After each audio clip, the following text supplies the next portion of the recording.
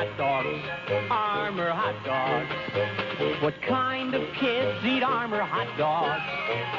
Fat kids, skinny kids, kids who climb on rocks, tough kids, sexy kids. Even kids with chicken pox love hot dogs, Armour hot dogs. Hot dogs, kids love to bite. Hello and welcome to Staff Picks, the podcast for movie nerds by movie nerds. As always, I'm Mario Lanza, and I am your host on our journey through the movies out there that just need a little more love. And our movie today is going to be a fun one because it is one of the goofiest movies I can think of in my entire DVD collection. It's one I love to go back and watch all the time, even though I'm not entirely sure it's all that good to begin with. But it is fun to watch. And I am talking about, of course, about the 1993 sci-fi/comedy movie Demolition Man, starring Sylvester Stallone and Sandra Bullock and Wesley Snipes, which occupies a fun place in my history because it's we'll get to the story in a minute. My guest on this one to delve into Demolition Man, this is going to be an interesting one because he is one of my first foreign-born hosts. His name is Joshua Muir. He's from New Zealand. And I have known Joshua for a long time. I love talking to this guy on the internet, but I have the hardest time understanding him because he's got a very distinct accent. So be prepared for this podcast. There's going to be about 20 minutes at the start where I don't think we understand each other, and it'll take a while for it to click. So I'm going to bring Joshua on the show. He is I don't even know what the hell this guy does. He's just a random, shadowy, lurking figure on the internet who knows a lot about science and loves to make fun of Australia for all things. So, welcome to the show. Let's talk about Demolition Man, Joshua Muir. Mellow greetings, Mario. Oh, mellow greetings to you, citizen. So I think it'll work quite well because the entire point of Demolition Man is it's a story of alienation, and for about the first half an hour, Sylvester Stallone doesn't know what's going on. You won't know what I'm saying, but eventually we'll all come to understand each other. All right. Well, are you indeed calling a band meeting here, Murray? I am indeed calling a band meeting. Mario, are you present? Yes, present. Josh is also present. All present and accounted for. Okay, so give us a little backstory on who you are, how you became my co-host for this movie. Why are we here today, Joshua?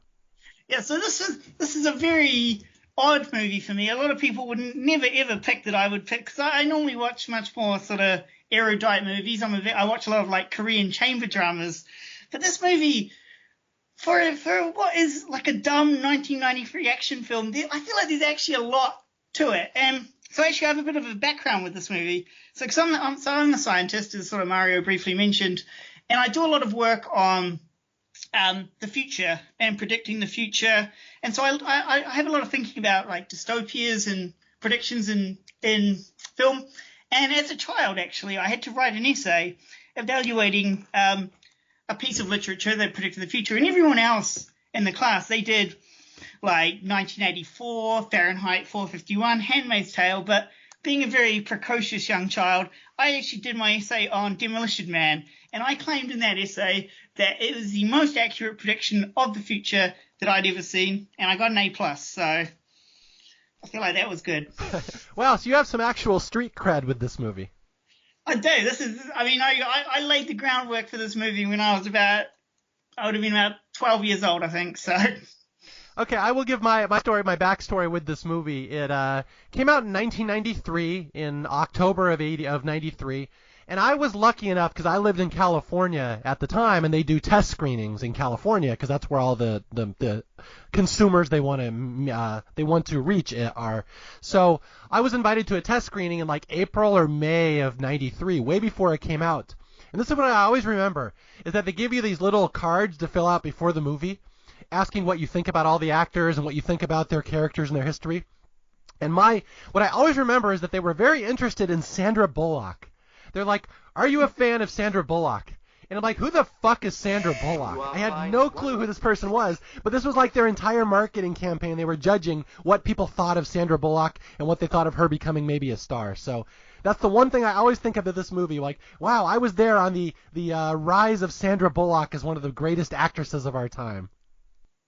I mean, I've got a very important question now. So if you're saying you were in Los Angeles in 1993, how did you get to the cinema when it's like overrun with gangs, the Hollywood sign's on fire, they can't land planes? Well, remember, that happened in 96, so we still had 3 years. 93 was still the before time. Oh, so we're just building up to that. Yes, it was still good. There was still the LA riots were just starting up, and so we were still okay. Okay, that's it. I was a little concerned. Now, okay, I have a question for you. You're not from America, obviously. Have you been here many times? Like, does this movie match your view of what America would be like? Yes. I mean, I've got some very specific points to get into, but basically, Sylvester Stallone in this movie is what every non-American imagines every American is like. Yeah, he is pretty much the template. Everybody I know is basically Sylvester Stallone. Yeah, so I feel like it might actually be quite different watching this as a foreigner, because I feel like as an American, you'll root for Sylvester Stallone in this movie. I think he's supposed to be the hero, but for a foreigner, he's very much the villain. So all foreigners are basically the idealized society of 2032? Yeah, so, I mean, Dr. Cocteau, who we will find out is the villain in this film, he's very much, he's our hero. We would elect him president. So, wow, so this movie is an entirely different watching experience in New Zealand than it is in America. Yeah, I mean, this is what my award-winning essay was about. Oh, good, I'm glad you're here. Well, okay, so how does Australia fit into this? Yeah, I'm pretty sure those the scenes in 1996 Los Angeles, they just filmed that in Australia. They didn't have to put up a set or anything. They just went to Australia and filmed it there. So that was just like filmed last week in Australia? Yeah, pretty much. Okay, so to give people a little backstory on this movie, it's a movie about Sylvester Stallone is like the biggest action hero in the 90s. He's a big thug. He blows stuff up, and he commits a crime that he is found guilty of a crime of accidentally killing a bunch of hostages. He is frozen into a cryo prison, and they have to bring him back 30 years later to fight this criminal Simon Phoenix. And let's just say the future's kind of goofy. Would that be a good way to describe it, Joshua?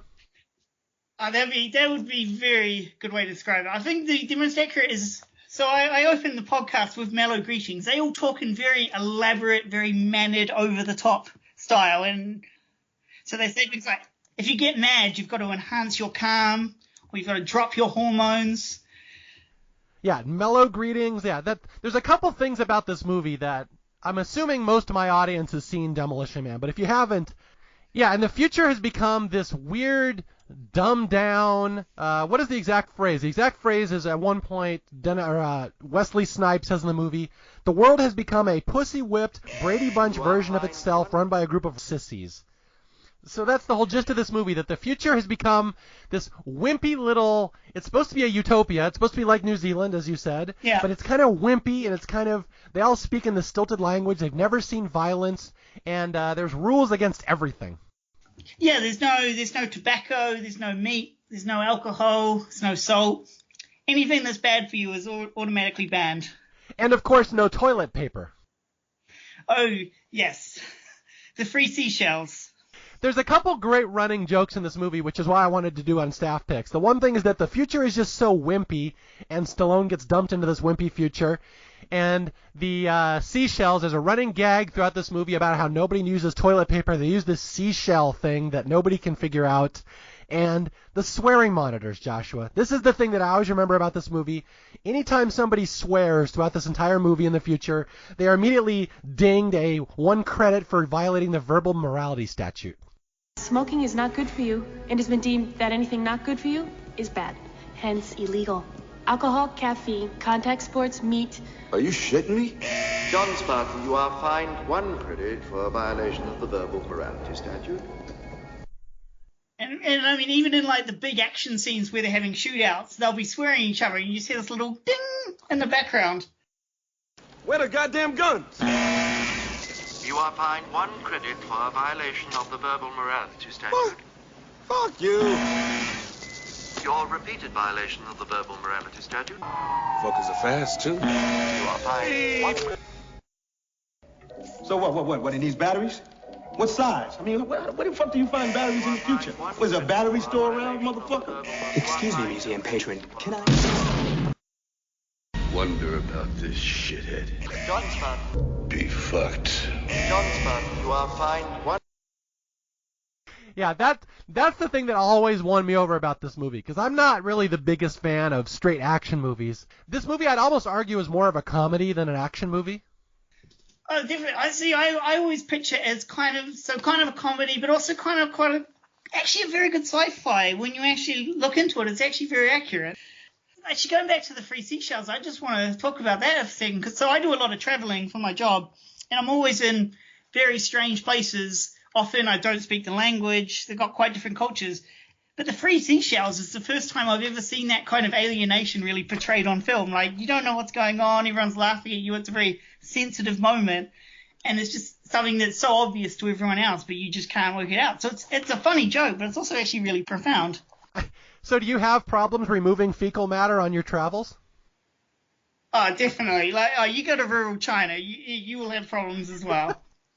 Okay, but yeah, that's the thing. A lot of the sci-fi stuff is interesting, but I've always argued this movie works better as a comedy than an action movie. Like, I can't tell you how many times, Joshua, I've watched this movie, and I love the first hour of it, and then I kind of lose interest in the second hour, because that's when it gets on action-y. Yes, okay, so this is quite a problem, because I was relying on you to take us through the second hour, because I had the same thoughts. Yeah, it was funny. I was researching this podcast. I watched it last night, and I got to the hour. I watched the first hour, get through the Taco Bell part, and then I'm like, I'll just kind of make up the rest. That's my exact strategy as well. It'll be just about the time that I figure out what you're saying, then the movie stops being interesting. Yeah. Okay, but yeah, this is a movie. It's not great. It's not considered like a classic, but it's so goofy, and there's so much weird stuff going on. But I know historically Dennis Leary has said it's a piece of shit. I know there was a lot of problems with the writing. It gets very convoluted towards the end. There's characters that appear and then just disappear from the movie with no ending. Have you noticed that as well, assuming you watched the ending?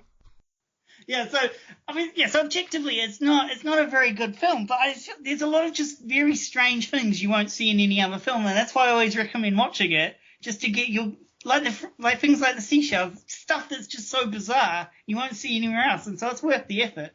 Okay, do you want to walk people through this movie who have never really seen it before, maybe? Okay, let's try. All right, so here we go. We are going to walk you through Demolition Man, a.k.a. the Sandra Bullock starring vehicle that the studio was really curious to know if you were going to love her. Oh, we've got some thoughts on Sandra Bullock in this film, actually. All right, so we start in the dystopian future, and this is why it's hilarious to do a show like Staff Picks, because this movie was made in 93, but the future of the movie was 96, so they're talking about a immediate future where the world has gone to shit, and this is now, 25 years ago now? Yeah. So it's weird to talk about the future in the past like this.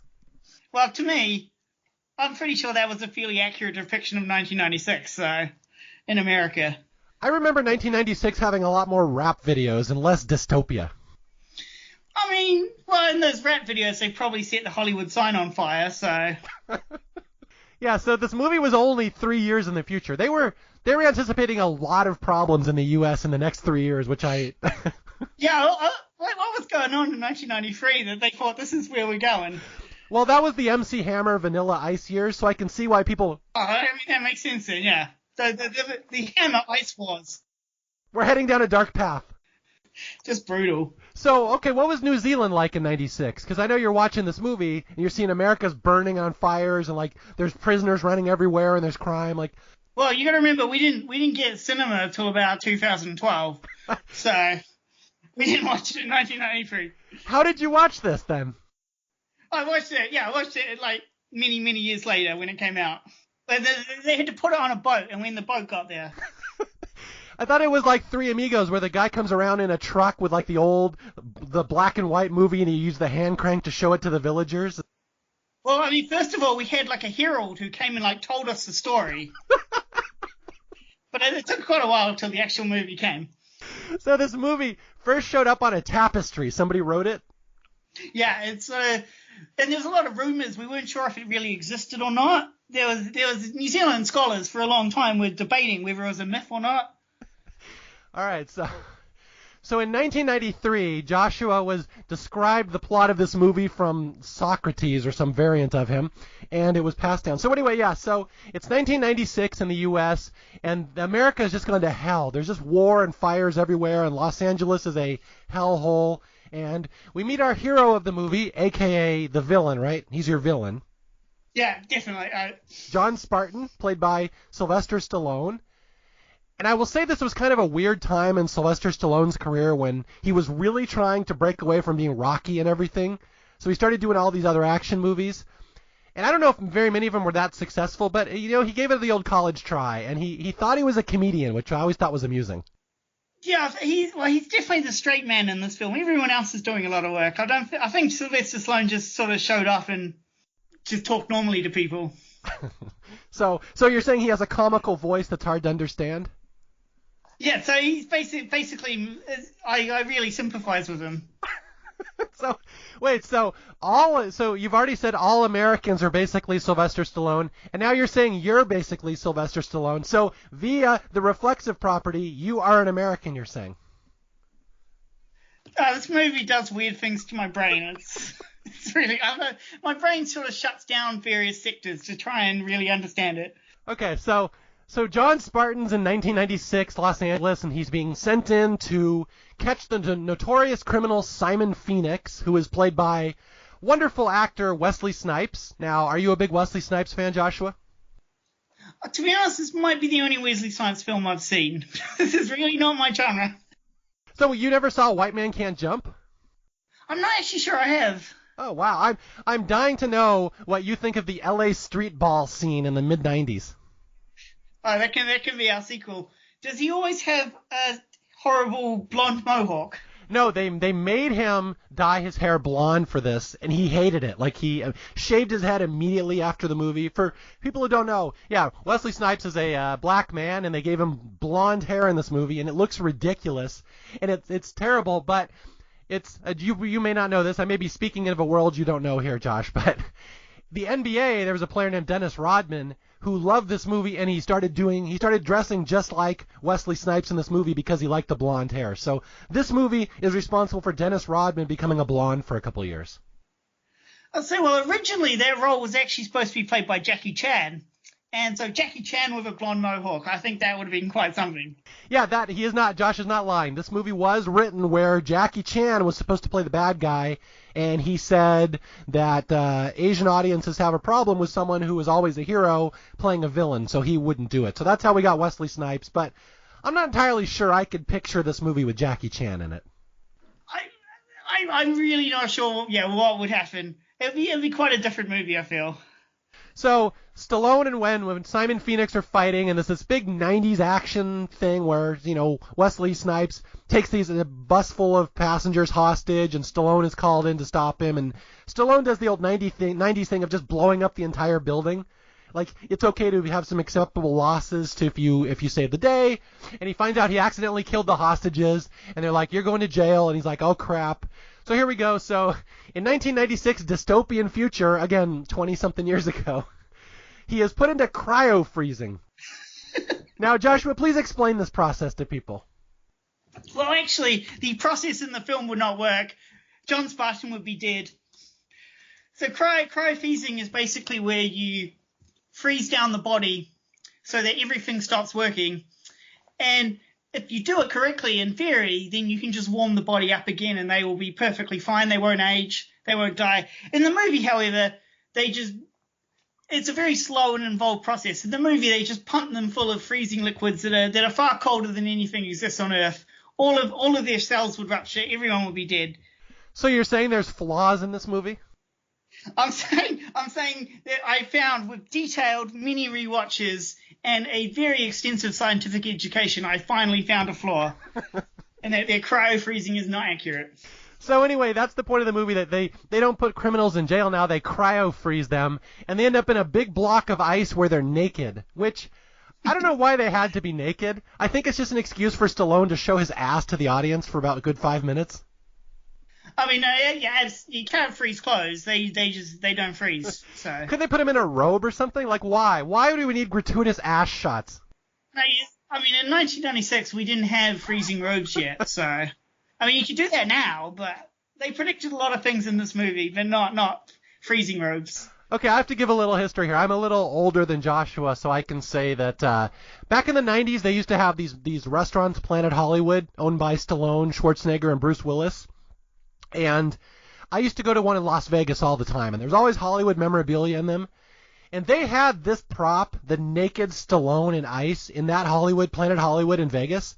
And it was right over the main room, so you could not walk into that restaurant with seeing goddamn Sylvester Stallone's ass staring down at you through a block of ice. So I always remember that when I see this movie. I mean, so what you're saying is we're discussing a very goofy movie, but real America sounds much more goofy. Yes. I mean, that is what we do. When in America, we like seeing our movie stars' naked asses. That's how we eat best. I mean, maybe if it was on the street, I'd be okay with it, but in a restaurant. Yeah, so the movie, that's the start of the movie. Stallone is frozen, Wesley Snipes is frozen, and now we flash forward. What year are we in here? 2032 now, the rest of the movie? 2032. All right, so why don't you explain what 2032 is like? And you can't cheat and just say it's like New Zealand. It's awesome. I mean, you just exactly preempted my joke. So LA it's now completely different. It's now very open. It's very green. Everything is very clean. It's pretty. It's nice. Everyone seems to be living very comfortably. Everyone's very polite. It's just basically a utopia. It's amazing. Yeah, see, I was saying as an American, this frightens me. Like, this to me is the dystopia. It's so clean and nice, and everyone's polite. I'm like, ew, this is like a horror movie for me. Like, that baffles me. No, I'm just kidding. It's a very nice community, and everything's perfect, and they have somehow managed to rid the world of crime. There is a zero crime rate. Yeah, zero crime rate. No crime, no criminals. Hang on, occasionally there's some graffiti, but it's cleaned immediately. Yeah, but that's like the top crime that they ever have to deal with is graffiti. It's like the top crime they have. They still have a police department. All right, so we're in 2032. It's just the city is called San Angeles. It's like San Diego and Los Angeles have merged into one big metroplex, and it's just a perfect utopia. And Sandra Bullock is this this police officer named Lenina Huxley. And what is she like? How would you describe her to someone who's never seen this? Honestly, yeah, I find this quite an amazing performance from Sandra Bullock. It's very different from pretty much everything else you've seen from Sandra Bullock. She's very meek. She's very enthusiastic, straightforward. But she's also obsessed with the 1990s. And so in this perfect future, she's obsessed with like the action movies. She would be obsessed with Demolition Man if it was a film that came out then. And so she's a police officer, but she's very bored. She's got nothing to do. She really wants there to be some crime like there used to be. Yeah, just straight out obsessed with the 20th century. She just loves everything about it. Her office at work has like Lethal Weapon posters and like action movie stuff. Yeah, and what we find out later in the movie that I love is that she gets actually physically turned on by violence because she's never seen it before. Yeah, and she always tries to drop action catchphrases, but she always gets them the wrong way around. She's very cute and charming, and again, I have to say, when I guess going into this movie, they were giving out these cards. What do you think of Sandra Bullock? And I'm like, I don't know who the hell that is. And I remember coming out of this movie, I'm like, that lady's really funny. I like her. And just for people to give them the timeline, she did this movie. This was like her first big blockbuster. And then she did Speed right after. And that's the one that everyone remembers. But this was really the first one. So, and it's very different from her later sort of roles that she would often do. Wait, because she's not perky and likable in later roles? I feel like she's a lot more assertive in later roles. In this role, she's a lot more meek and sort of obsequious, I feel. Well, I mean, to be fair, everybody in 2032 is meek. I mean, yes, but you'd expect if you dropped Sandra Bullock in there that she would kick some heads, but... Okay, so here we are in the future, and just all is well, all is serene, mellow greetings for everybody, and we're about to have a problem. There's this cryo prisoner, Simon Phoenix, and he's up for parole. It's like 40 years into his cryo sentence, and they unfreeze him. And all of a sudden, he somehow knows all the codes to his manacles and his prison cell, and he gets out, and he starts wreaking havoc and basically killing people. And, yeah, the cops don't know how to handle this. Hang on. Well, first of all, he doesn't kill people. He death kills people. Yeah, explain that to people. What's a murder death kill? So, I mean, I've seen a lot of them, but I still don't quite know. In the future, there is no killing. There is murder death kill. That is the official term for it. See, and I'm kind of numb to this in America because we see murder death kills every 5 minutes everywhere, so it doesn't seem like a big deal. But to these San Angeles people, this is incredible. Like, all of a sudden, Simon Phoenix comes out of jail. He breaks out of his cage. He commits 3 murder death kills. And they're shocked. Like, there hasn't been a murder death kill in... Well, they haven't had one for like 20 years, they mentioned. Yeah, 22 years it's been since the last murder death kill, so they don't know what to do. And, well, they have a computer that tells them what to do, which is approach very quietly, try and de-escalate the situation, talk to the criminal, which... That's basically how the police work in the rest of the world that's not America. So I thought this was going to be quite a good strategy. I thought the movie would be over. Simon Phoenix would just turn himself in. They'd all have some coffee back at the station, and then the rest of the movie would just be about this utopia, but it doesn't quite turn out that way. So you thought this would be like a 20-minute short student film? Yeah, because, I mean, their policing strategy seemed pretty good to me. It's all about de-escalating the situation. So the cops they try to arrest Simon Phoenix, and this is one of the scenes that always makes me laugh, and this is why I recommend this movie to people, is where the San Angeles Police Department comes and surrounds him, and they basically, like you said, you said the fugitive or the criminal. He's not the criminal, he's a maniac. They're always described as maniacs in this. They also call him a stress breeder at one point. And a meat eater at one point. I mean, that's basically equivalent to murder, death, kill, so... So Simon Phoenix gets out, and he starts hacking into this computer system, because all of a sudden he's like been trained with this mission. Somebody, when he was asleep, gave him this mission in his head. He's here to kill somebody. Well, so just to clarify that point of it, so all the prisoners, when they're in cryosleep, they're supposed to be taught how to be societies. They're supposed to be rehabilitated. But Simon Phoenix has been taught how to hack into things instead. Yeah. So he comes out, he starts hacking into things, and the police surround him. Although, what I love about this is that it's not so much that he did 3 murder death kills that get the police to come after him. It's that he violates the verbal morality statute twice. He says he's there at a little ATM, and he says he drops 2 swear words, and immediately the cops come and arrest him. Fuckers are fast, too. I mean, yeah, well, that's the kind of thing they know how to deal with. Murder, death, kill, who knows what you're dealing with there. So the great scene right at the start of the movie when all these cops surround the maniac and demand that he turn himself in, and he's like, fuck you. And they're like, no, turn yourself in or else. And he turns around and he immediately unleashes a savage ass-kicking at every single police officer in the San Angeles Police Department, to which Rob Schneider, the receptionist of the police department, utters one of the best lines in the movie. And I will tell you, Joshua, you will enjoy this, because I saw this in the theater, and everybody laughed really hard at this line where he says, "We're police officers. We're not trained to handle this kind of violence." I mean, that is a good line, but my brain automatically shuts down whenever I see Rob Schneider on a movie screen, so I missed it completely. Well, yeah, see, you don't know America. He's like the biggest movie star in America now. I mean, I definitely don't know America in that case. We have reached the dystopia that the movie hinted at. Okay, so Simon Phoenix has got out. He goes mad ass on every single member of the police department, and he just... And in real life, Wesley Snipes is a trained black belt. I don't know if you knew that, Joshua. No, but I mean, when I saw the scene, I thought this is the Jackie Chan scene. This is when I want to see Jackie Chan dancing around. And there's actually a fun bit of trivia I read that Wesley Snipes is so good at martial arts and karate, he moves so fast, that they had to slow him down for the movie because you couldn't see his kicks and stuff. So when you watch this movie, that's him moving at like half speed just so the cameras can catch him.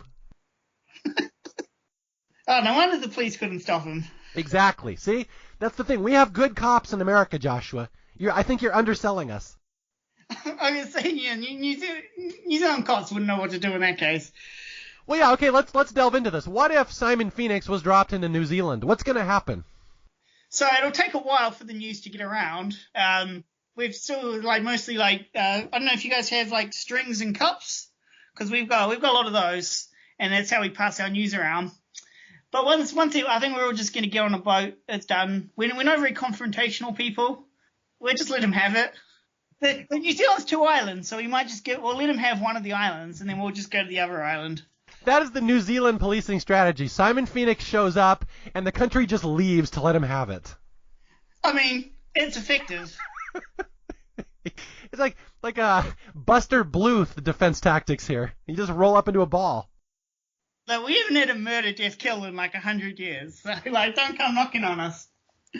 All right, so Simon Phoenix is loose in San Angeles, and they don't know what to do, and they go to the leader of the city, this guy, Dr. Cocteau or whatever, and he's like how would you describe him? What's he like, the benevolent leader of this entire utopia? Yeah, the glorious hero of the future is how I would describe him.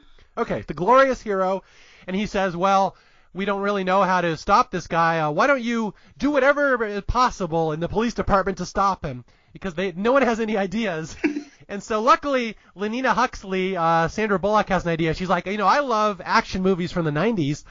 Let's just recreate an action movie in the 90s. Let's thaw out the biggest thug hero of the 90s to come out and stop this bad guy. They just happened to have a super ultra cop just on ice. That was very lucky. Wait, that's the most effective. That's what you should talk to the New Zealand people about that. Have an ultra cop frozen just in case, because you never know. Can you ship us some? Like we don't have any. I mean, one of those Mordor guys, right? Someone from Lord of the Rings is close, right? Oh yeah, we dumped them all in a volcano. So. Wait, and you said you're not a violent people and you're dumping people in volcanoes? Orcs don't count. They're not people. Okay, so they go and they Lenina Huxley, because she has read about the 20th century, she knows the legend of John Spartan. She's like, let's unfreeze this guy and bring him out, and we'll send someone from his era to catch this criminal of that era. So the other cops have no idea. I mean, no other ideas that are better than this. So yeah, sure, why not? Let's just unfreeze John Spartan. So here we go. We're gonna unfreeze Sylvester Stallone, and look, oh good, more shots of his naked ass. You are fine at one critic. I mean, the plot of this movie is a lot stupider when you describe it than when you're watching it. I would say it's equally stupid, but... I mean, you get distracted by Sylvester Stallone's ass. You don't really think about quite how stupid it is. Yeah, so Sylvester Stallone is unthawed and brought out into this pussy-whipped utopia of 2032. And the first thing he does is he wants a cigarette, and they're like, well, you can't have those are bad for you, so they're illegal. And he's like, are you shitting me? And then there goes the verbal morality statute. I just love him dealing with the verbal morality statute throughout the rest of the movie. And I mean, eventually this is how he gets around the free seashell problem as well. Yeah. Oh, okay, let's do the seashell. Okay, so Spartan is back in, he's been reinstated, and he learns that everything he knows is gone. His wife is dead. His daughter is all grown up now. He's not allowed to. Here are the actual terms of the future. You cannot have alcohol, caffeine, no contact sports, no meat, no chocolate, no gasoline, no uneducational toys, and no spicy food. Now, I don't get the spicy food one. I mean, we don't really have spicy food in New Zealand, but I imagine it just makes you, fart or something. It's not very pleasant. Okay, well, I mean, the spicy food does lead to bathroom issues, which I guess leads into the seashell scene. I mean, yeah, I think they just avoid the bathroom at all costs. And here's the joke that everyone remembers from this movie, that Stallone goes into the bathroom, and he's this first time in the future, and he comes out and he says, you guys have a great society here and everything, but you're all out of toilet paper. And Lenina's like, she started giggling, and he's like, what? And she's like, she explains to everyone in the police department, back in the 20th century, they used to use wadded up pieces of paper to wipe their butts, and everyone just laughs. Which I imagine is, how do you feel about that as a New Zealand? Do you guys have toilet paper technology there now? I mean, we have paper, yes. Good. So Stallone mentions, well, there was no toilet paper. All you had was this shelf with these 3 little seashells. And this will become one of the running gags in the movie because they never explain to him how the seashells work. You just have to make up your imagination. I've progressed as far in science. I now have access to supercomputers, and I've solely done this to try and solve the mystery of the free seashells. I spend a lot of my day just sort of trying to work this, modeling different configurations. I still haven't solved it. Did you get grants for that and stuff? Someone's actually paying you to figure out the seashells? Yeah, I mean this is a compelling problem. Everyone wants to know. We've only got about 15 years to work it out. We don't want to end up in like 2031 and we don't know how to use the free seashells. Yeah, then you have to like rush, and then it's not going to be done with passion at that point. No, I want to do it for the love. So yeah, Stallone. This is one of the mysteries in theater over the years that I've always wondered. How the hell did these seashells work? And I know on the Internet Movie Database trivia they actually explain how it works. That 2 of them are used like chopsticks, Joshua. Uh-huh. And they are to remove the maniac fecal material, and then the last seashell is used to scrape the anus for any remaining material. But they never mention how you're supposed to clean the seashells, so theoretically they just stay dirty afterwards. I feel like we should stick with toilet paper, to be honest. All right, thank you. See, well, that's score 1 for America. Josh, right there. I'm going to use that as my endorsement. Joshua Muir says score 1 for America. Fine, you need all the victories you can take. Yeah, so Stallone cannot figure out how the seashells used to wipe his butt, but he does have a fantastic little trick. He goes up to the little verbal morality statute machine, and this always gets a laugh. Even I've seen this movie hundreds of times, probably. I watched it yesterday, I still laughed. Yeah, still laugh. It's still funny that he just starts swearing under his breath. And he says, I will quote it. I as a utopian American, I don't like swearing, but I will quote what he says here. He says, he tells the machine, "Thanks a lot, you shit-brained, fuck-faced, duck-fucking pain in the ass." And all of a sudden, these little verbal morality fines start printing out one after another. And he waits until he has enough, and he grabs them in his hand, and now he has toilet paper, and now he's going to go into the bathroom. So score 1 for Sly Stallone. I'll say that was a lot more swearing than I'm used to. Normally, if I want that much swearing, I go to Australia. So. Now, why do you hate Australians so much? Have we delved into this? I mean, there is a very long, complicated history there. Is it because they're what, dickheads? I mean, pretty much. That's the short version. So John Spartan is out and he's learned how to wipe his butt, and he and the police chief clash, where the police chief calls him a caveman and a Neanderthal. I think this is where he says, "You dirty meat eater." But Spartan is the only one who knows where Simon Phoenix is going to go. He's like, this guy wants a gun. He's going to go wherever there's a gun. He's going to find some weapons. He's going to wreak havoc. And Lenina's like, well, in the future, in New Zealand here, the only place we have guns is in a museum. So cut to the museum. So I used to work at a museum, and so we had some guns, but I'm pretty sure none of them worked. Like, I feel like that's the first thing you do before you put a gun in a museum is you take all the bits out of it. Oh yeah, so I like this one, that they are fully loaded guns in the museum. They're just sort of hanging around, and anyone wants to pick them up and just start going on a rampage. Yeah. Okay, there's some goofy stuff here at the scene where Simon Phoenix goes to the museum and he sees the loaded gun exhibit, which for some reason they have. And he starts kicking at the display case. He's trying to burst in there to get to the gun. And this attendant comes up to him, and he sees Simon Phoenix going crazy and kicking this glass. And the attendant says, "What seems to be your boggle?" And Simon Phoenix is like, "How much do you weigh?" Yeah.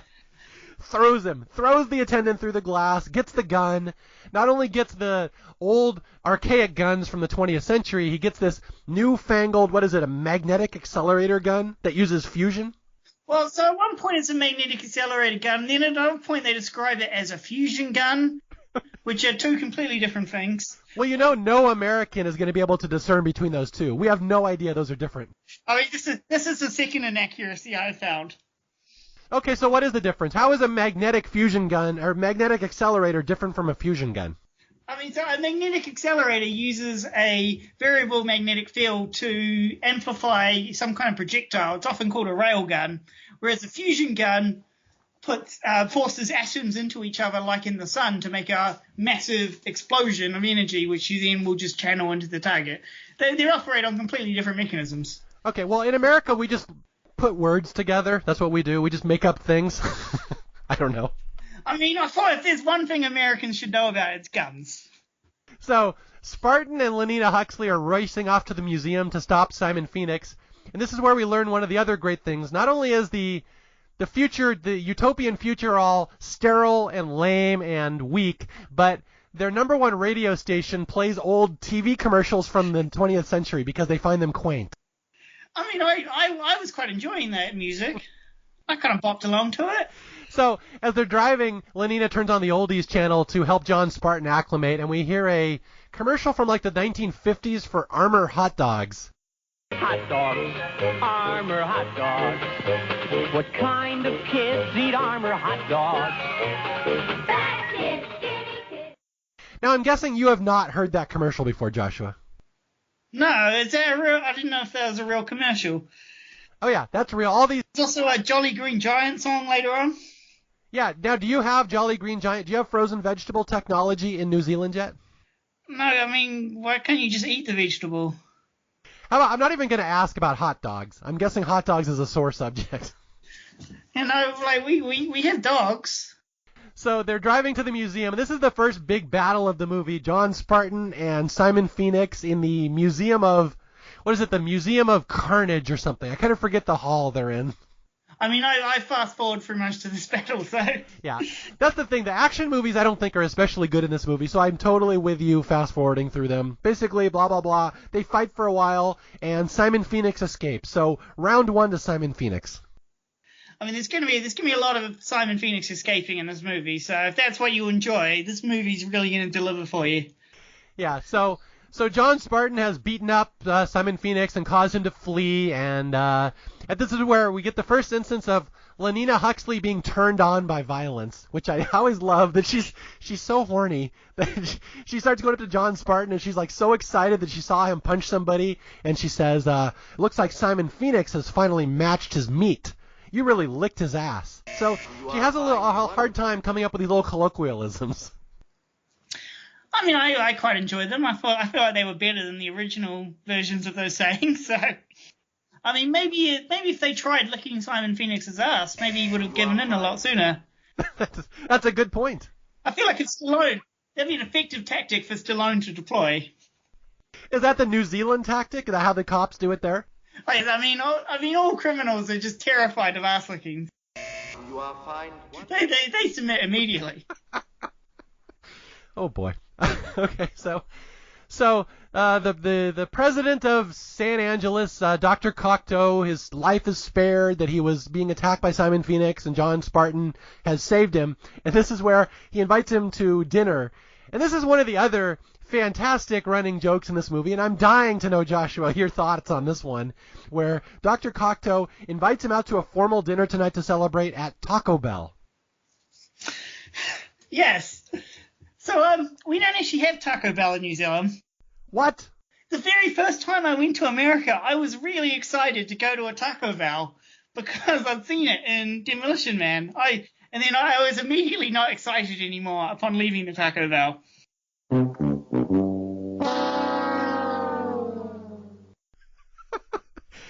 Okay, I'll give you a little American back history here. At the time, I don't know if it's still the same, but in the 90s, Taco Bell would have been seen as the lowest rung of fast food restaurants, and that's why they put it in the movie as a joke. I mean, it won the fast food wars, though. It did. It was the only winner of the fast food war. That's the premise of this movie, that in the future, all restaurants have died out and have been absorbed by Taco Bell. Every restaurant in 2032 is Taco Bell. I will say, so I watched this yesterday, and I actually had a different cut. So, because in the non-American version of this movie, they actually replaced Taco Bell. So in the version I had, it was Pizza Hut. And they redo the dialogue, and they actually CGI over all the logos, so it says Pizza Hut instead. And then in Japan, it's a different restaurant entirely. Wow, I had actually read that, yeah. So for people who don't know, in this, and I mean, you can't. It's also very well done. Like, you wouldn't know it just watching the movie unless you actually read about it. Well, I mean, Pizza Hut is known for quality, so I can imagine the CGI would be the finest. And I mean, like we know Pizza Hut. We've got that. So. It's a wonderful restaurant.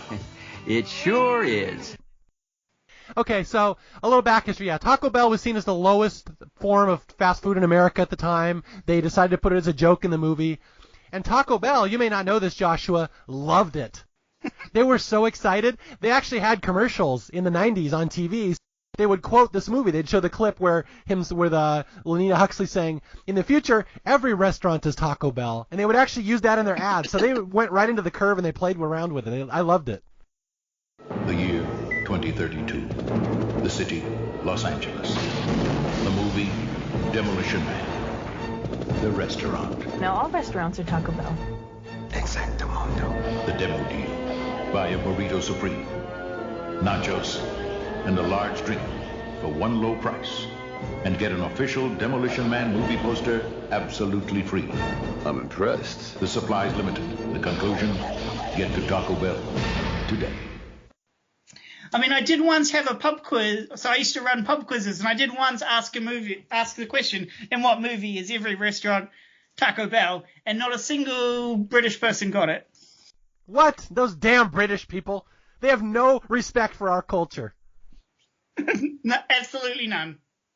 I think this is why the revolution happened. They were just not eating your Taco Bells. So it was all over Taco Bell. Yeah, so the king came and they tried to take him to dinner in Taco Bell like Cocteau does in this movie, but he just wouldn't go. So one of my favorite things that as a non-American, you may find this amusing, is that like I live in Southern California where there's a Mexican restaurant every 50 feet. So, like, you don't really go to Taco Bell here unless you, like, do it in shame. Like, you do it at midnight and no one can see you.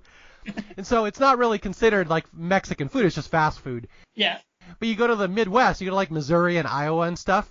And I've actually seen where they do, like, polls in their town for, like, the best Mexican food. And Taco Bell often wins because there's no alternative to it. So, like, it depends on where you go. But it actually is seen as, like, the best Mexican food in town in many places in America.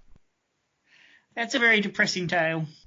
So we learned that not only is every restaurant in the future Taco Bell, but we also get a great little gag here that apparently Arnold Schwarzenegger was the president at some point in the 90s, and Stallone is like horrified when he hears that because Lenina drops a reference to like the Schwarzenegger Presidential Library. I mean, yeah, so that was quite a funny gag when it came out, but I mean nowadays, I think it might be preferable.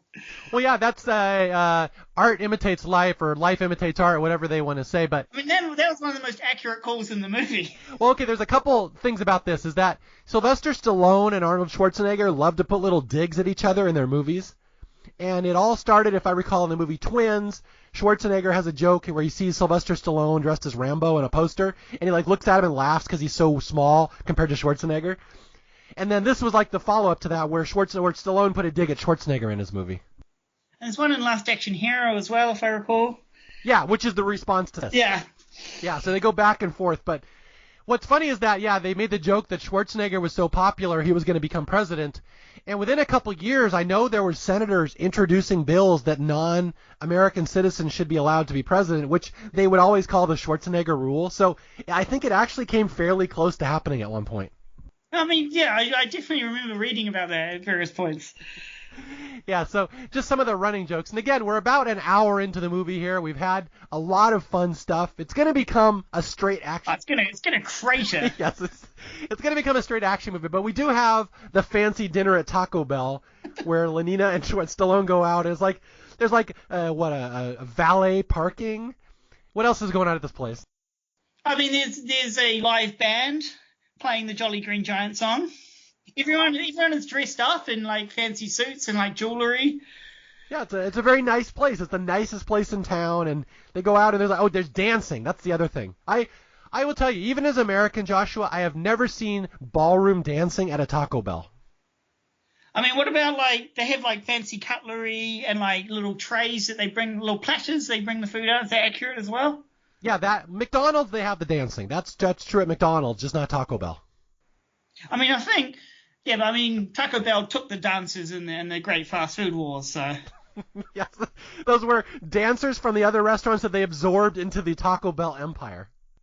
It was a brutal, foolish war.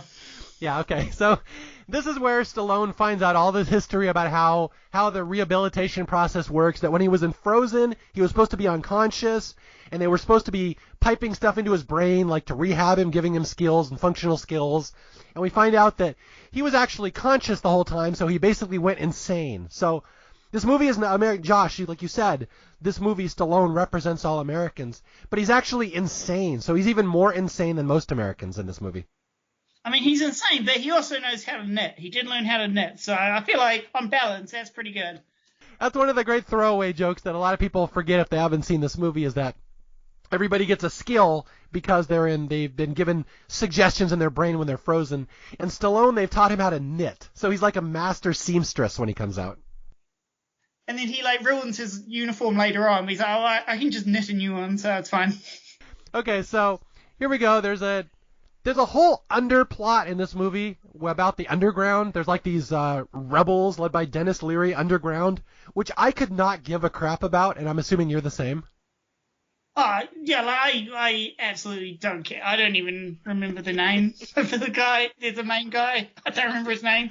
Yeah, that's the thing with this movie. Like, I can't say it's a great movie, and this is why I think Dennis Leary hated it. It's like you got this whole underground of freedom fighters from the 20th century who are trying to preserve the American way of life, and they hate the people above ground.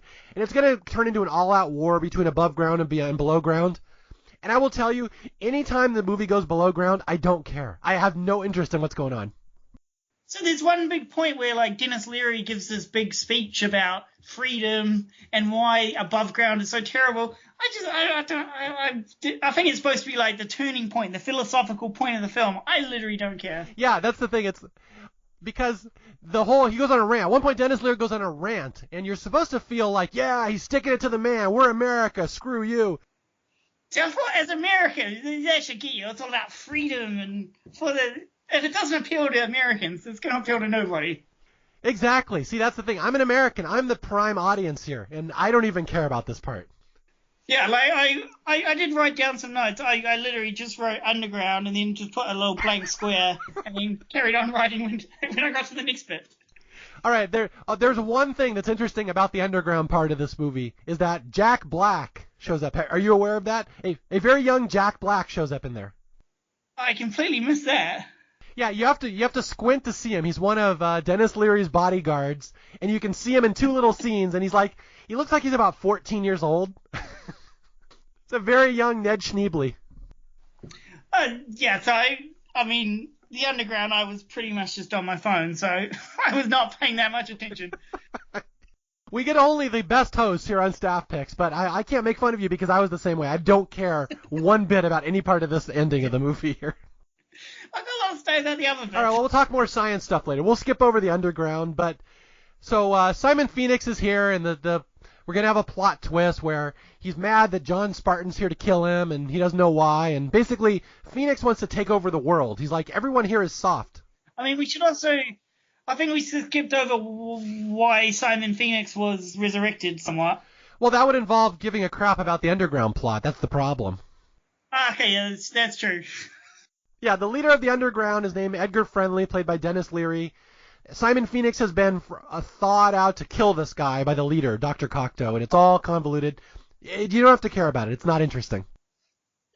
But now Simon Phoenix says, I would rather just take over the world in general because there's no one here to stop me. I'm the only person that knows how violence works. So he goes to the guy who unfroze him, Dr. Cocteau, and says, you unfroze me.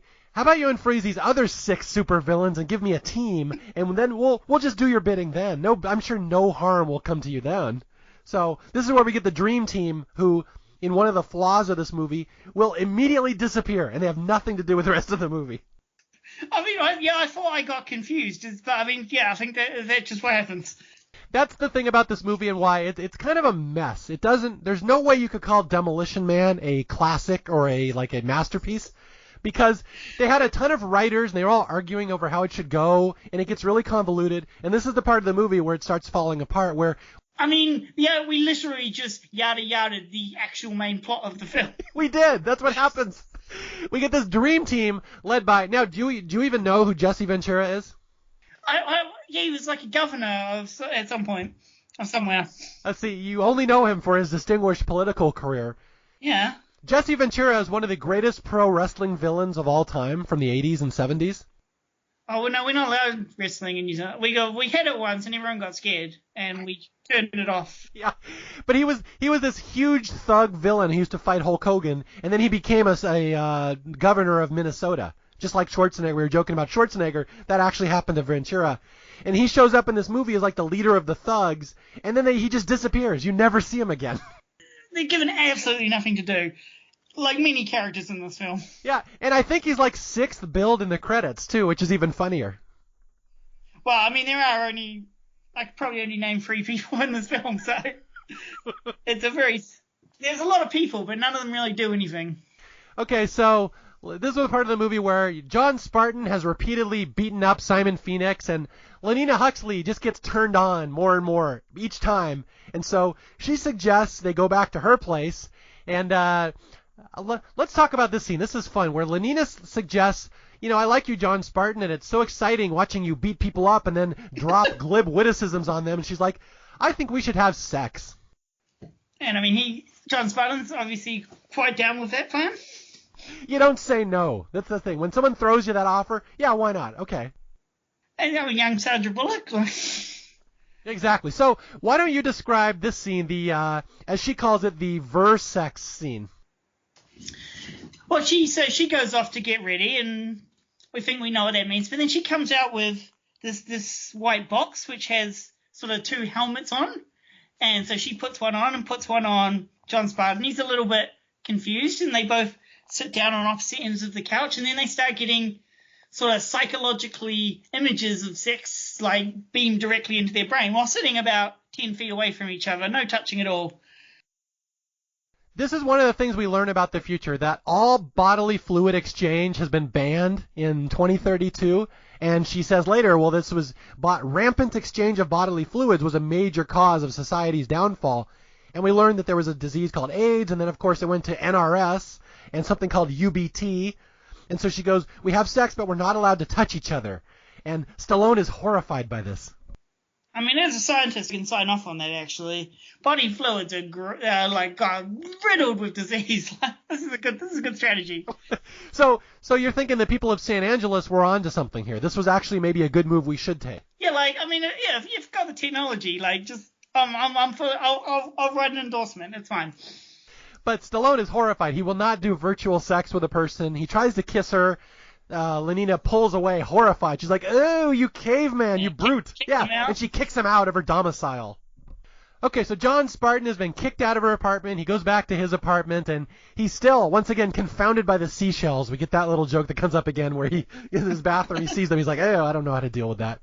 So the next morning, he has to apologize to Lenina that he tried to kiss her, and he turned down her verse sex request. And this is where we find out that he's a seamstress. He starts knitting. He knits her overnight. He knits her an entire sweater as a thank you gift. She seems quite happy with his gift, despite being someone who loves violence and aggression. But there's a great line here from Stallone. He's like, "Why do I know so much about knitting? Why do I suddenly know what a zipper foot is, and a shuttle, and a hook and a bobbin, and a petty point?" Which I don't know any of those words. They could have made those up, but when we were watching, my wife was laughing. So those are apparently all real words. No, yeah, those are accurate terms. Have you been through the rehab program? You know all your knitting skills and stuff? I mean, as New Zealand high school, we all learn knitting. It's a valuable skill, and we've got to deal with our wool somehow. So.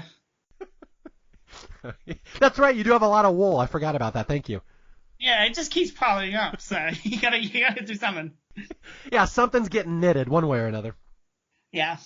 All right, so this is where we learn that Dr. Cocteau is the really main villain in this movie. He has defrosted Simon Phoenix, so this is where John Spartan goes to confront Dr. Cocteau, and Cocteau's like, "Enhance your calm, John Spartan." And yeah, so he's all going to go rogue here. That Stallone realizes everybody's working against him in this town.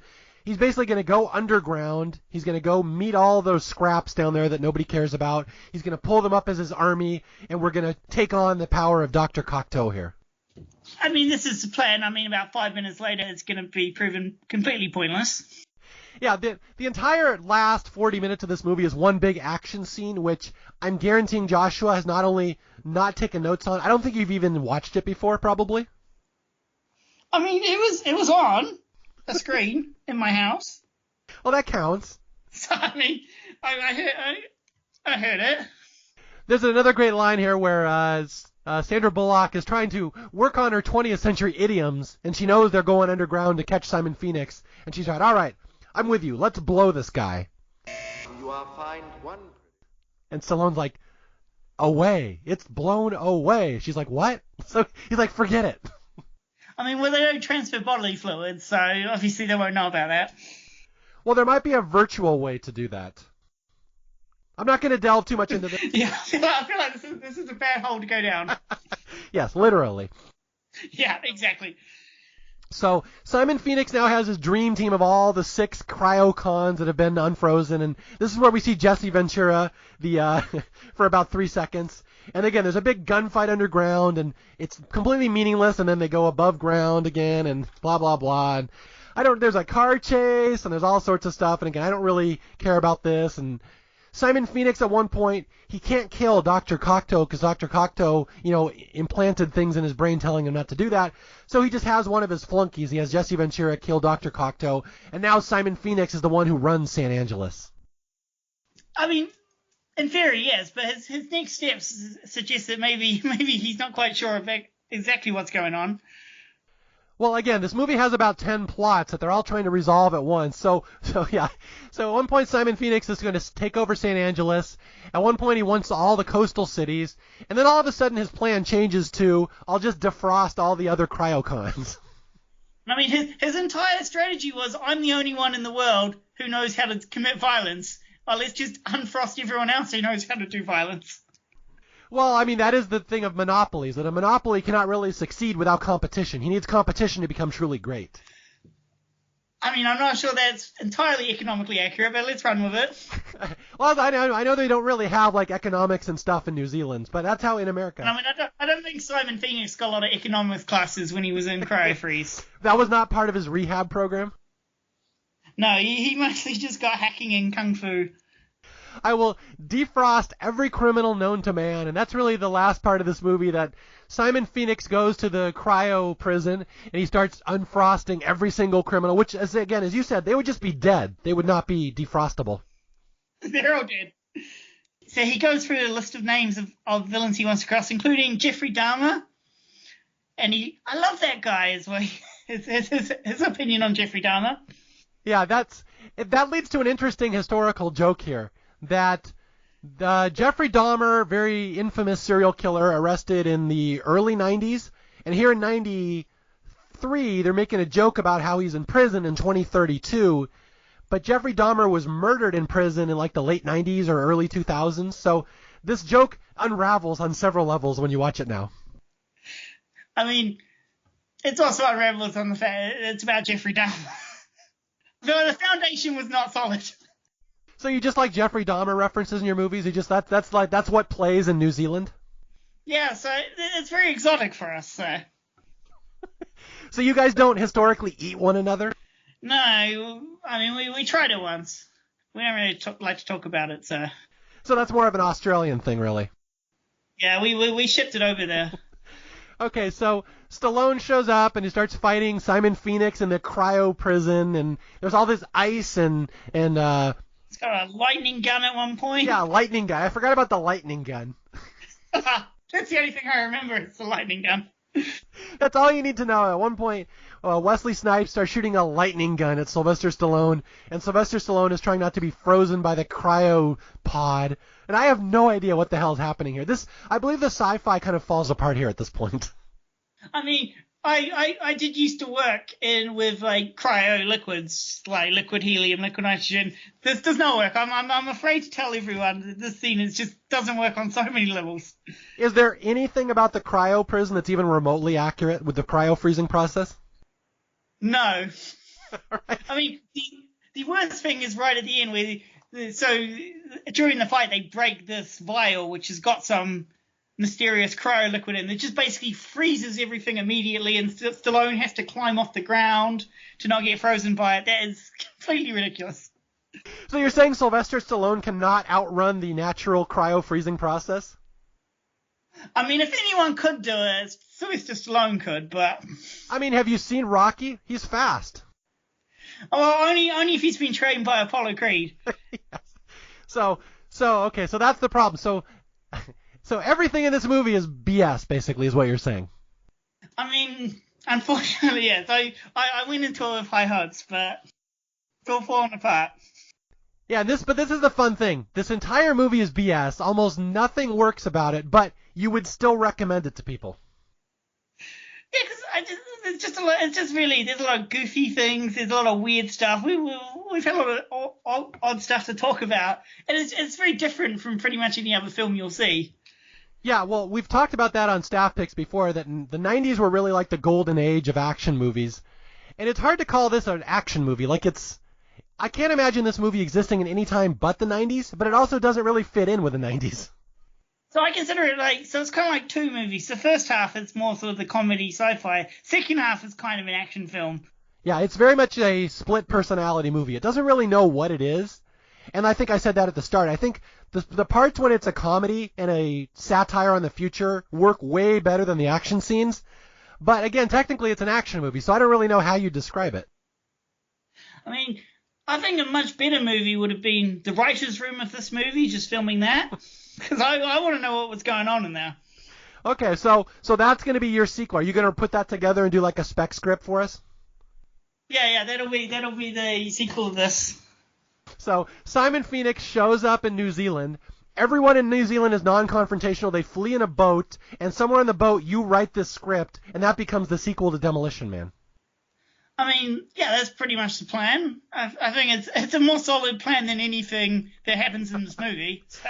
Okay, so yeah, at the end of the movie, Wesley Snipes gets frozen by a cryopod, which I'm not even going to let you comment on, and then Sylvester Stallone swings around on a giant claw and kicks his frozen head off. I think that was the bit I objected to the most. Wait, okay, why do you object to that? What is the flaw there? He can just kick his head off. So you're saying that Sylvester Stallone could not kick frozen Wesley Snipes' head off? Well, no, he probably could. I'm not saying he shouldn't. Can we not just take him into prison and rehabilitate him? He kicks his head off. I'm sorry, did you not see the first half of this movie? That's how they got here. You don't rehab him, you kick his goddamn head off. You are fined one. He didn't have any rehab. He was taught how to do kung fu. We're Americans, damn it. We kick people's heads off. That is the bit where all non-Americans are out. You can't kick their head off.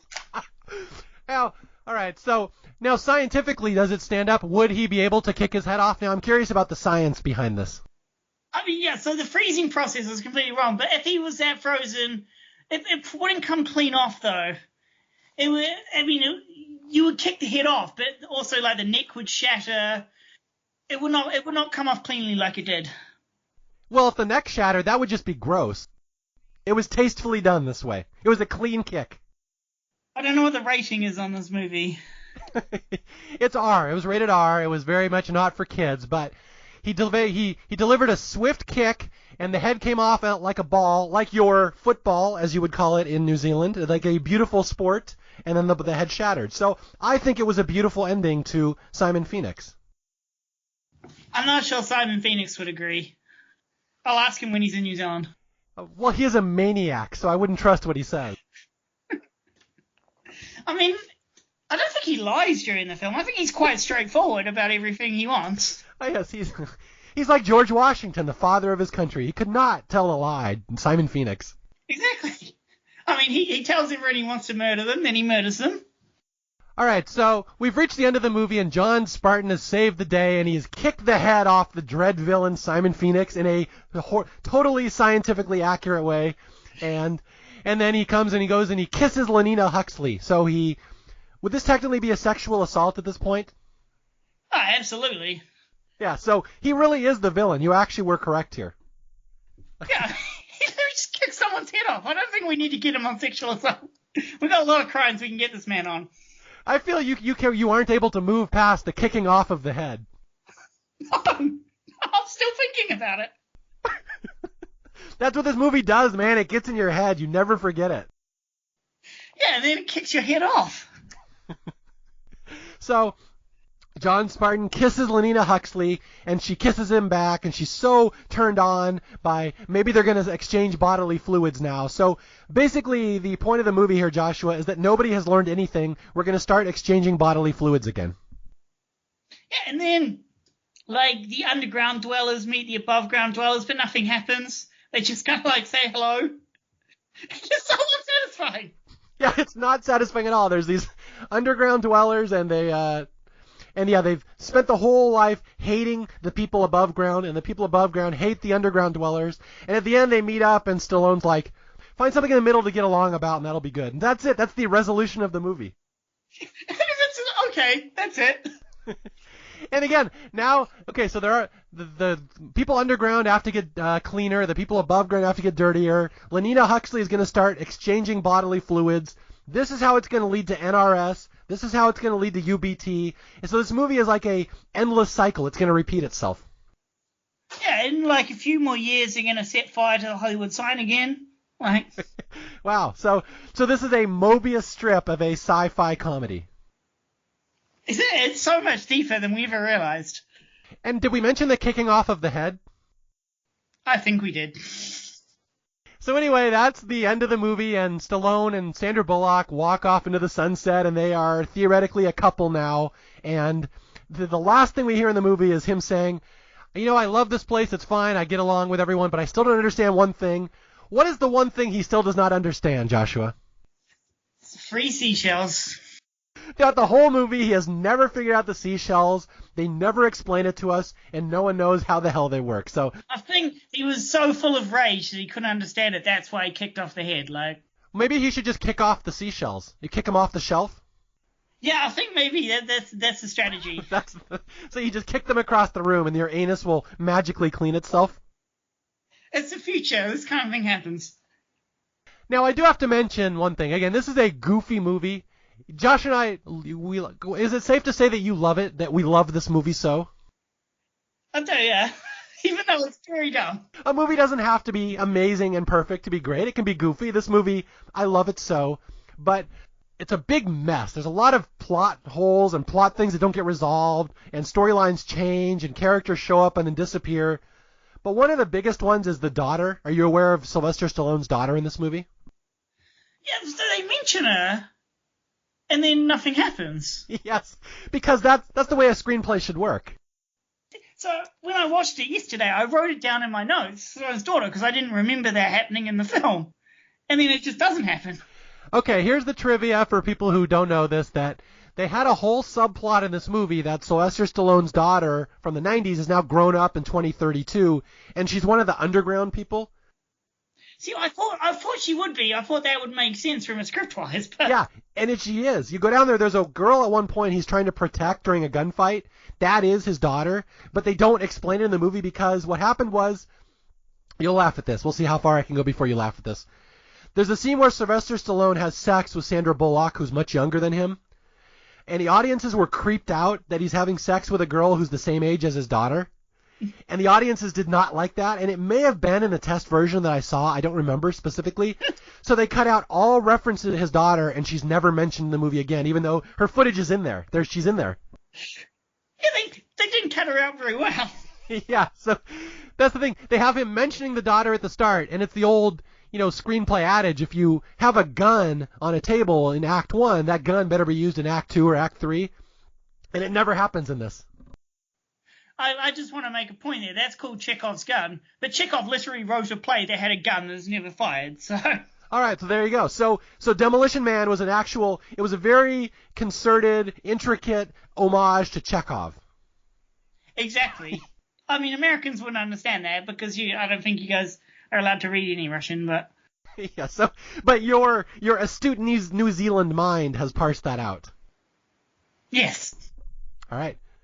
And that is pretty much the story of Demolition Man, a very, what would be the right word to use this, emblematic example of a 90s action movie that could not have existed at any other time. And again, it was one of Stallone's big career highlights, and he pimped out all the props in it in those Planet Hollywoods all over the country, and it was a big deal. And again, the Wesley Snipes haircut led to Dennis Rodman in the NBA. It led to all sorts of fun stuff. It became the career of Sandra Bullock, and dang, what a goofy movie this is. Yeah, I've been trying to make sense of it for many years, and I still haven't. So, how would you, before we sum up and send people off to go enjoy Demolition Man, I know you came into this as a scientist, you have a scientific background. From science perspective, what works in this movie and what doesn't? Give us the overview here. So, I mean, as a scientist, I'll go a little bit more serious here. Actually, I think the thing that actually most works about it is the depiction of the people in the future. That you've got a very different change in culture. Like, everyone's very nice, happy, pleasant, which sort of really matches what we know from anthropology. Everyone always says, humans are naturally greedy, they're nasty. But we know that's completely untrue. And if you just raise humans in a culture that promotes kindness and meekness, they would actually turn out like the society that we have in this film. And I mean, the worst thing is everything else. So there's one good thing, and then everything else sucks. Yeah. Though also, if anyone wants, hit me up, I'll send you my high school essay where I went into much more detail. Well, the one thing that strikes me about this movie is this kind of goes counter to what you just said, is that, I grew up in the 80s and 90s, and I grew up with all these comedians that were really edgy and stuff, like George Carlin, Norm Macdonald, Sam Kinison and stuff, guys that were really hardcore comedy, like, you can't tell me what to do, I'm going to say whatever I want. It's really interesting being raised in that environment and then jumping forward to like 2019 and seeing how comedy works now in the world and on the internet and social media, how you cannot say lots of stuff that would have been totally a absolutely family-friendly joke back in the 90s. So it's really funny to me that I see a lot of parallels as a comedian and a comedy writer in this movie. Like, Stallone trying to deal with 2032 is how I feel a lot of the time watching comedy try to exist in 2019. It's a really, they're two different worlds and they don't blend very well sometimes. Yeah, because I feel like as someone younger, the 2032 world it's the world I want. It's the world I understand. Whereas the Stallone 1996, we're going to rescue a child by blowing up this shopping mall. That's the world I don't understand. Now, what's there not to understand about that? You got to get that kid back. I mean, as they say in the movie, the shopping mall cost $7 million. The ransom was $25,000. Just pay the ransom. Okay, well, I do find that some of my favorite Staff Pecs episodes are the ones where the two of us are approaching a movie from a different angle, perhaps. And maybe that's the difference in why I had fun doing this one, because your view of 90s America is solely dependent on this movie. Is this like the only action movie you've ever seen? Pretty much. I've seen a couple of like the really big ones, but that's pretty much. I really don't watch action films. So your entire view of America prior to 2000 is this movie? Yeah. I feel like it's pretty accurate. And you know what's funny about that is that I don't think it's that inaccurate. I think that's a pretty astute assumption of what America was like up until 2000. So you watched it right. Congratulations. That is the only accolade I wanted. Yeah, so we've come full circle. I've given you the props that you needed, and anything else we have to add before we sign off here? No, I think that's it. All right, just remember, from Josh's totally scientific, and again, he has scientific credentials. I know I don't want to talk about all your resume and your academics, but you know what you're talking about. And according to Joshua, the only thing that is accurate about this movie is that a utopia can indeed form if the world is less like America, and then everything else in this movie is just shit. You are fined one. Yeah. Thank you for your readjustment, Marion. Yes, that's the quote they should have put on the top of the VHS movie box. Oh, like if they want to re-release it, they just ring me up. I'll give you the quote. Okay, and again, my name is Mario Lanza. This is Staff Picks. If you need to reach me, you can reach me at staffpickspodcast@gmail.com or on Twitter @MarioJLanza. And until the next time, I'll be out there looking for more movies that deserve more love, and I will be scraping my sensitive bits with a seashell to make sure they're clean. I'll talk to you guys later. Thanks for listening. Goodbye.